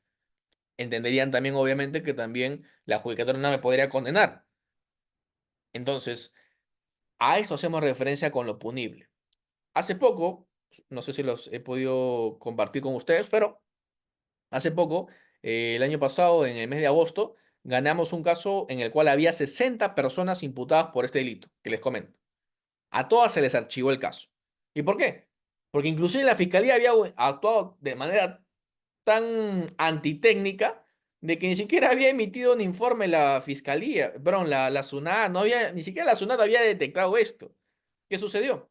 Que una empresa que hacía negocios con 60 empresas más, dijo, oye, acá seguramente a mí me van a perjudicar porque hay documentación lógicamente que es eventualmente falsa, que eventualmente es no correcta, etcétera. Entonces, yo de manera astuta, como persona, como empresa, hago mi regularización tributaria. Es decir, yo le digo al fisco, mira, por si acaso te debo tanto, 100.000 soles. Ya, pues negociemos, te lo dejo en 20.000. Ok, te pago 20.000, pero, ojo, adicionalmente te digo que estas 60 personas más, a la fiscalía, estas 60 personas más están incursos en la misma actividad delictiva que yo habría podido estar. Andas, investígalos. Y la fiscalía, por un tema de desconocimiento eventualmente, va de frente a perseguir el delito. Va de frente, lógicamente, a encausar a estas personas por delito de defraudación tributaria. Y ahí lo que hicimos como defensa técnica es, oye, momento, tú primero has acudido a la SUNAT, le has pedido un informe tributario, ese informe tributario lo he podido conocer yo, ¿de cuánto deuda estamos hablando? ¿Por qué habría algún tipo de indicio de delito tributario? ¿Sabes algo respecto a esto? Y no, porque justamente nunca lo hizo. De frente fue a una denuncia asumida como la fiscalía como tal, y hablaron diligencias preliminares sin saber que para efecto de que pueda tener lógicamente la apertura de esta causa, tiene que previamente, como una exigencia normativa, un requisito inclusive de admisibilidad de esta denuncia como tal, un informe de indicio de delito tributario. Y como no había en este caso, bueno, solicitamos el archivo definitivo de la causa y en buena hora esas 60 personas fueron archivadas totalmente, ¿no? Ahora, esto lo digo para que ustedes puedan comprender el ámbito de la punibilidad. Así de drástico puede ser. A pesar de que la acción sea típica, antijurídica, culpable, si el Estado pone reglas tasadas, por supuesto, porque están en un código en particular, están parametradas los lineamientos como tal, y tú lo sigues a rajatabla, ya sea como defensa técnica, como fiscalía o como juez, tendrías que tener el mismo resultado. No es posible que la fiscalía interprete esos mismos requisitos de otro que no pueda hacer lógicamente lo que establece la normativa, porque solamente va a dar cuenta de dos cosas. O bien no leíste esa normativa, o dos, no tenías capacitación respecto a esa normativa porque nunca la interpretaste de manera correcta. Entonces, esas cositas que son de punibilidad, y sobre todo se ve mucho en el delito tributario, delito aduanero también, podemos sacar bastante ventaja a las personas que obviamente ejercemos el litigio o la defensa de las personas investigadas, porque son reglas parametradas. Es el Estado el que ha decidido que esto sea así. Y obviamente nosotros tenemos que respetar esto y canalizarlo de mejor forma. Pero acá viene el trámite, acá viene la trampita, como siempre sea. Siempre se dice, perdón. Hace poco, el 2023, la Corte Suprema indicó lo siguiente, ¿no? Este delito de defraudación tributaria, que si bien es cierto, se puede acoger una regulación tributaria y ser absuelto por este tipo penal, dijo lo siguiente la Suprema, ojo, dijo, sí, perfecto, tú te puedes acoger a esta regulación tributaria, puedes ser eximido de esta responsabilidad penal porque obviamente no tiene un ámbito de punibilidad detrás, pero ojo, puedes tú ser pasible de un delito de lavado de activos. ¿Por qué? Porque tú estarías en este caso incurriendo en un delito previo, que sería un delito tributario, un delito de defraudación tributaria, capaz de generar ganancias delictivas y que obviamente tú habrías transformado, te habrías trasladado, habrías convertido a través de acciones propias del lavado de activos. Acá viene la pregunta por su propio peso. Oye, o sea, tú me estás diciendo que a pesar de que me he endeudado 5 millones de soles para pagar mi deuda y verme así beneficiado de no ser llevado a una carceleta por 15 o 8 años, lo que corresponda, ahora habiendo salvado ese supuesto, Me está diciendo que yo al momento de haber pagado estoy reconociendo un delito y por tanto puedo ser también objeto de investigación por lavado de activos y en ese delito ser también sancionado por 8 o 15 años. No hay un análisis económico de derecho en esa interpretación de la Suprema y a su vez también no hay ningún tipo de lógica con la política criminal que se sigue. ¿Por qué? Porque si ustedes se ponen en ese supuesto tan drástico que ha hecho la Suprema, se darán cuenta de que nadie va a estar en su sano juicio pensando en pagar esa regulación tributaria, porque sería ponerse la propia soga al cuello. Sería absurdo. Es antitécnica esa interpretación, demuestra también un desconocimiento amplio de las normas tributarias y de la lógica detrás de ellas. No puedes, por una parte, darle el espacio o la apertura a esta persona de que pueda verse lógicamente excluida de una investigación penal por un delito que igualmente es de 8 o 15 años, para luego decirle, oye, ¿sabes qué? Igual vas a ser investigado eventualmente por un delito de lavado de activos que igualmente es de 8 a 15 años. No tiene lógica y no tiene una correlación, obviamente, contra los fines que busca esta normativa y sobre todo también de esta institución de la regulación tributaria. Sobre eso tengo un artículo académico que profundicé también en el año 2024. Si desean lo pueden revisar. Si me equivoco lo publiqué, ya no sé si en Gaceta Jurídica o en LP.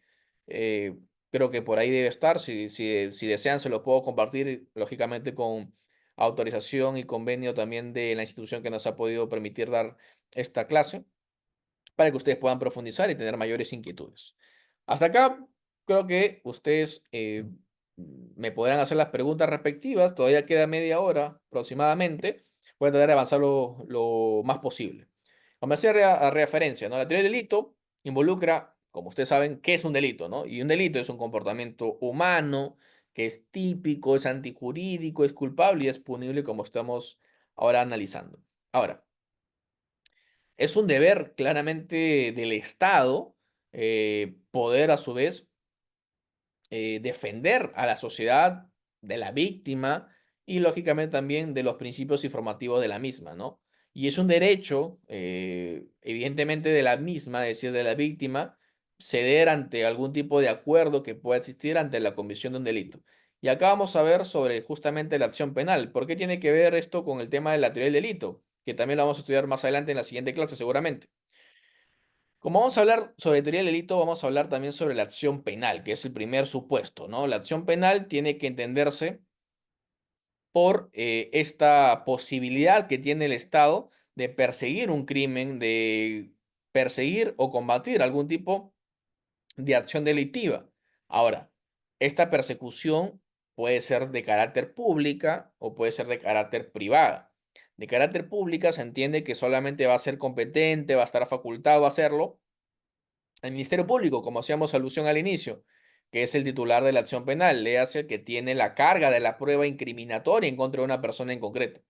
Y será persecución privada más bien cuando esto le corresponda, le compete a una persona que se ha visto ofendida, se ha visto agraviada de un accionar y que obviamente esté dentro de las causales que ha establecido nuestro Código Penal. Cuando, por ejemplo, los bienes jurídicos protegidos son honor, intimidad, lesiones culposas leves, etcétera, ¿no? Ahora, para que ustedes coloquen un ejemplo, ¿no? ¿Por qué es esta diferenciación tan importante? Porque claro, mientras que en la persecución pública el Estado es el garante, por eso hacíamos alusión a este deber de la sociedad como tal de protegerla, en la persecución privada solamente será capaz de iniciarse algún tipo de acción si la persona, el ofendido, entiéndase, lo ejerce. Es decir, no es obligatorio que se pueda ejercer la misma. Hace poco, por ejemplo, hace 2 días me llamó una señora a las 12 de la medianoche. Doctor, hay una persona, en este caso, que ha publicado en su WhatsApp y también en su Facebook, en su Instagram, algunas ciertas descripciones que no me son obviamente agradables, que son insultantes a mi empresa. Ella tiene una veterinaria, ¿no? Dice, han dicho tal cual cosa de mi veterinaria, de mi personal, yo no estoy conforme con esto. ¿Qué puedo hacer?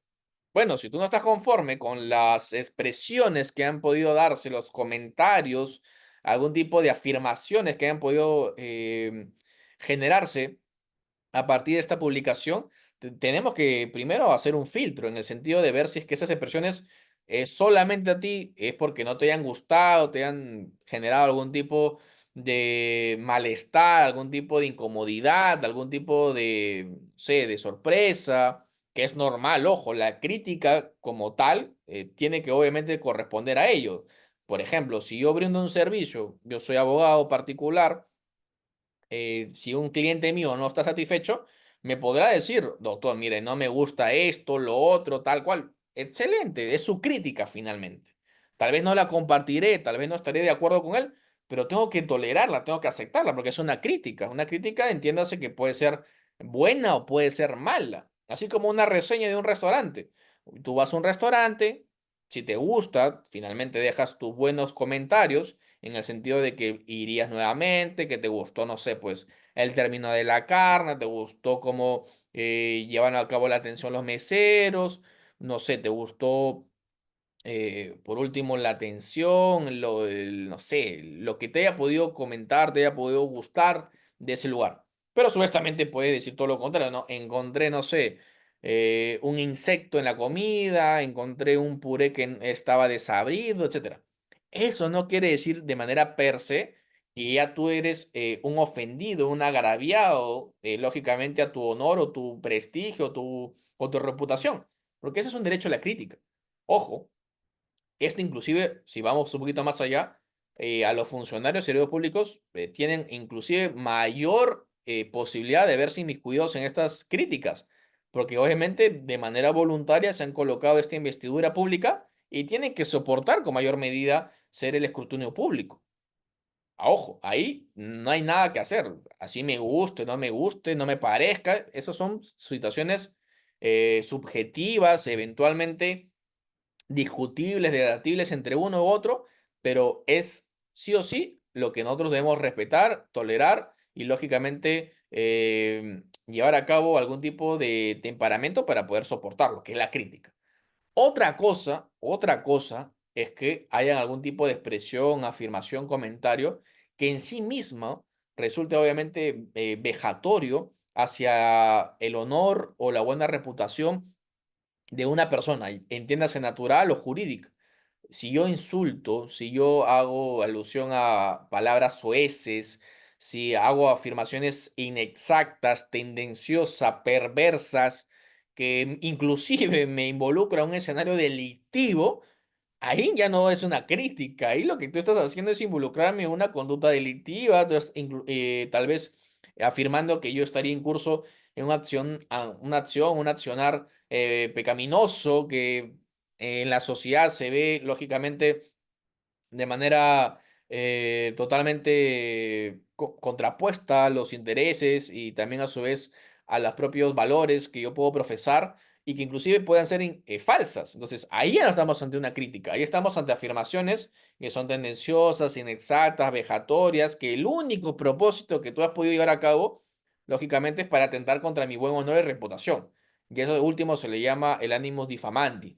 Esa ha sido tu intención. Entonces, yo ahí sí tendré la posibilidad de decir, bueno, si yo quiero, ojo, si yo quiero, estoy en la posibilidad, estoy en em, en un contexto de mi vida en el que quiero, obviamente, proseguir con una denuncia penal por un tema, lógicamente, de esta querella particular de difamación agravada, porque tengo la templanza, tengo la convicción, tengo los recursos, soy consciente de lo que voy a conllevar con esto, pero estoy dispuesto a hacerlo, excelente. Pero si, por ejemplo, y eso es lo que me preguntaba la señora, ¿no? La persona que ha publicado es un influencer que todos los días hace este tipo de publicaciones y se hacen virales, ¿no? Entonces ahí la pregunta viene por su propio peso. Tienes dos únicas opciones. Bien, luchar contra esa persona para que deje de hacerlo a ti y lógicamente a otras personas porque va a ser sancionada penalmente. O la segunda es negociar algún tipo de acuerdo para que esta persona pueda retirar la publicación y obviamente también a su vez pagarte un tema de reparación civil. ¿Por qué? Porque a diferencia de los delitos públicos, en los delitos privados o de persecución privada, hay la posibilidad, lógicamente, de tener algún tipo de convenio, algún tipo de conciliación, algún tipo de transacción extrajudicial, porque ahí no es obligatoria la continuación de esta causa. Ahí el ofendido decide si es que continúa o no. Y parte de esta decisión que pueda continuar o no es justamente cerrarlo cuando él quiera o cuando él desee antes de iniciar. Y obviamente podría ser a través de estas fórmulas que les comento. Incluso estando inmerso en el mismo proceso penal en una querella, esta persona si desea en cualquier momento lo puede retirar. Así de drástico es la persecución privada a diferencia de la persecución pública. Por ejemplo, ayer que ustedes seguramente, al igual que yo, hemos estado viendo un canal bastante conocido, el Canal 5 ayer a las 10 de la noche, ¿no? Y hay una persona que, bueno, se ha vuelto bastante una figura pública, por así decirlo, y bastante interesante en lo que quería comentar sobre todo con algunos ciertos jugadores de la selección peruana. Yo creo que todos los hemos visto, o la gran mayoría, ok. Supongamos de que esa persona haya dicho, ¿no?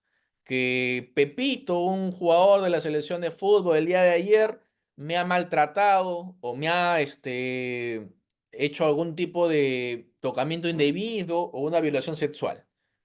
Ahí, ojo, ya estamos hablando de un delito eventualmente público de gravedad. Ahí la fiscalía incluso de oficio podría actuar si es que hubiera dicho esa persona esto, porque sería un delito inclusive en flagrancia, eventualmente podría ser lógicamente perseguible por la pena alta que tiene este mismo y porque lo habría hecho inclusive de manera pública para denunciar esta actividad. Eso es una posibilidad real.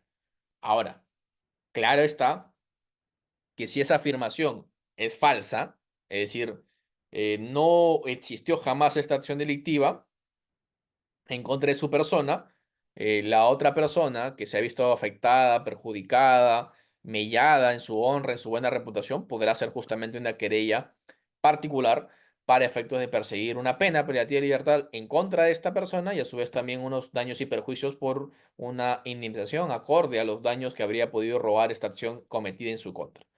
Estas son las dos caras de la moneda, ¿no? Por una parte, el Estado que puede actuar de oficio con la sola noticia criminal que puede ser publicada, inclusive en radio, en televisión, en chats, en TikTok, etcétera, y otra en la cual solamente la judicatura entra a tallar, es decir, entra a tener competencias y facultades, si es que el ofendido le ejerce. Y si no le ejerce, por más que sea culpable la persona, por más que sea eh, antijurídica, punible, en este caso típica su conducta, si él no quiere ejercer su derecho a accionar, simplemente esa actividad quedará impune, ¿no? Y acá les coloco un ejemplo.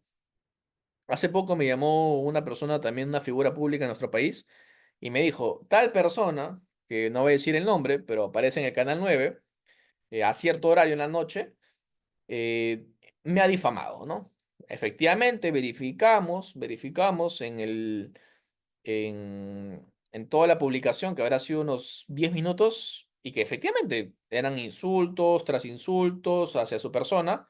Y claro, la acción delictiva había quedado consumada, había quedado grabada. Era un caso sencillo, por así decirlo, de poder ganarlo, ¿no? Al menos de la parte jurídica. ¿Cuál es el problema? ¿Cuál es el conflicto interno de esta persona? Decía, si yo hago esta querella en contra de esta persona está acostumbrada a difamar a cuanto se le ponga enfrente. Inclusive está sancionada, ha estado condenada, tiene múltiples condenas por este mismo delito. Es decir, no le importa seguir difamando a esta persona. Entonces, ¿qué me asegura a mí que si yo hago esta querella, esa persona no va a utilizar todos sus días, toda su plataforma para seguir refiriéndose hacia mi persona? Claro, ese análisis ya no es un análisis jurídico, es un análisis únicamente de intereses que una persona persigue a partir de un cierto contexto, ¿no? Y obviamente en esa situación, tú como abogado tienes que recomendar lo más loable y a su vez también lo más afianzado sus intereses. Y su interés es no seguir en una discusión eterna, inacabable, en la cual pueda salir perjudicado día tras día por esta posibilidad de esta persona de ser agente de comunicación y tener esta exposición, bueno, lo mejor entonces será no llevar a cabo una querella particular. Pero si en tu caso es, a pesar de ello, yo quiero continuar porque ya estoy harto, ya estoy fastidiado, ya estoy fastidiada de seguir siendo víctima de esta persona, vas a ganar el caso. Obviamente va a demorar su tiempo, tal vez 6 meses, un año, pero es una condena muy fija, es decir, muy probable de ocurrencia. Con lo cual ahí ya la discusión, como les hago una vez más alusión, no solamente jurídica, sino tal vez social, reputacional, empresarial. No es lo mismo una persona que tiene empresa a una persona que no lo tiene, porque tiene lógicamente todo un equipo detrás que también a su vez tienen familia y dependen de esta persona. Entonces, ahí la discusión ya se torna un poco más compleja, pero al final del día el cliente o la persona afectada tendrá lógicamente la última palabra y será lo que corresponda, ¿no? Sobre la base de tener un panorama claro, cierto, sobre sus mejores posibilidades y el contexto en el cual se puede desenvolver este, ¿no? Ahora, hasta acá creo que me voy a quedar el día de hoy. No sé si es que hay alguna pregunta, algún tipo de duda hasta al respecto. Si no, por lo pronto, ya que me quedan 10 minutos, perdón, voy a aprovecharlo para, obviamente, si es que hay una pregunta, poder absolverla. Ahí me confirman. Pueden escribirla, pueden hablarlo por el audio. Igual les dejo mis contactos, mi número, mi correo, lógicamente mi nombre para que me puedan ubicar en todas las redes sociales. Estoy en Instagram, estoy en Facebook, en LinkedIn, en TikTok inclusive. Así que me pueden hacer estas consultas no solamente por esta plataforma, sino también evidentemente en estas redes para que podamos conferenciar, comunicarnos, coordinar cualquier tipo de actividad relacionada a la temática que hemos podido abordar o cualquier otra. Si no hay mayores dudas o cuestionamientos, bueno, doy por finalizada la clase del día de hoy. Una vez más agradecer a todos por su tiempo. Es bastante complicado un día lunes empezar. Lógicamente hablé muy bien de ustedes en su formación, en su preparación, estar a estas altas horas de la noche y